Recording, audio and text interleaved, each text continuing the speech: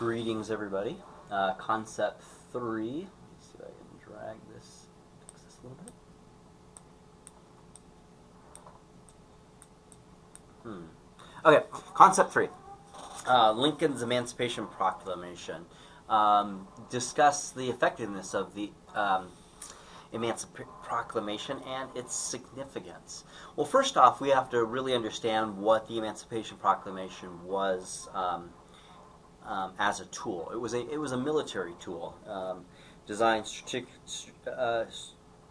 strategically from his capacity as commander-in-chief, not necessarily the executive.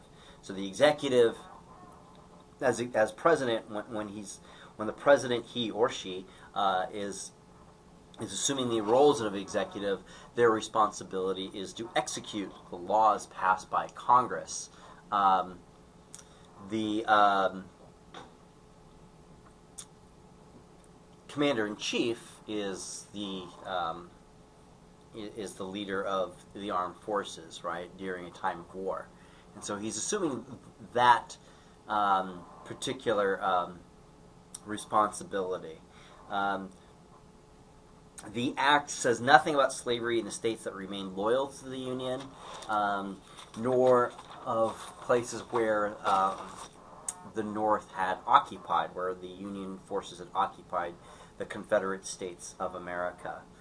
Lincoln was confronted with the task with the Emancipation Proclamation when he's thinking of issuing it, of not alienating the border states, which would be Delaware, Kentucky, Maryland, Missouri, and then West Virginia as well, when it breaks off.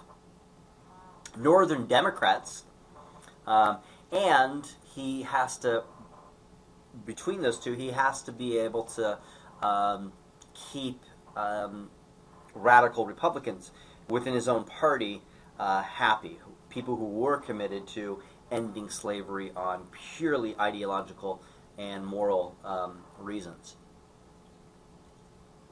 The proclamation declared that all persons held as slaves within the insurgent states, with the exception of Tennessee, southern Louisiana, and parts of Virginia, then within the Union lines, are and henceforth shall be free.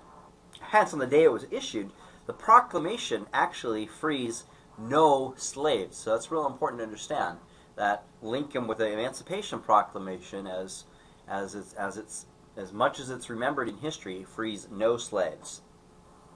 The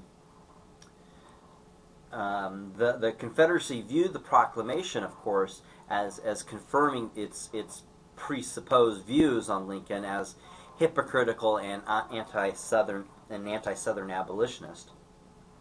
As these enforcements captured more and more Southern territory, it automatically extended freedom to the slaves in the newly conquered regions. The proclamation may thus be regarded as a milestone on the road, and this is where its significance comes into play, to the final freedom as expressed in the 13th Amendment of 1865. So as mentioned, Lincoln was conscious of the necessity to retain the support of both the border states and Northern Democrats. He wisely refrained from pressing the anti-slavery issue prematurely, although he did sign several confiscation acts that were passed by Congress in 1861 and 1862, which basically said that if you own slaves and you're using your slaves to aid and abet the enemy, then you no longer have a right to those slaves. And as the Union forces are conquering Southern territory, the Union forces had a right to confiscate those slaves.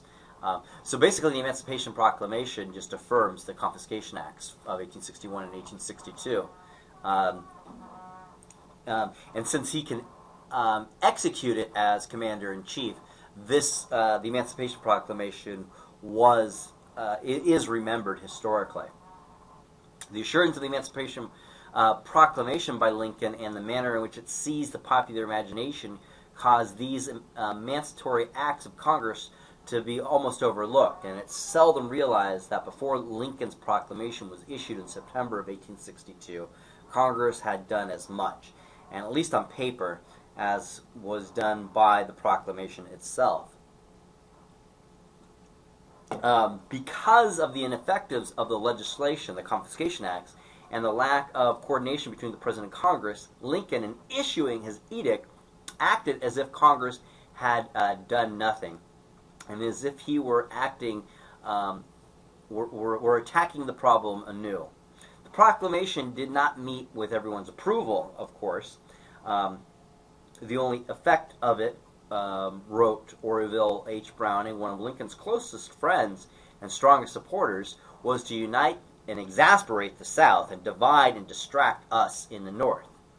A mutiny broke out in the Army as men who enlisted to save the Union swore that they wouldn't stand up and be shot down to free, using that disgusting word at the time, but this is what people would be thinking at the time, to free niggers and make them their social equals. So it's important to understand that white supremacy was not understood as an argument, but a biological fact. It wasn't a biological fact and isn't a biological fact, but people operated as if it was just part of the sky is blue and white people are morally and biologically superior to anyone, not just black folks, but to anybody, right?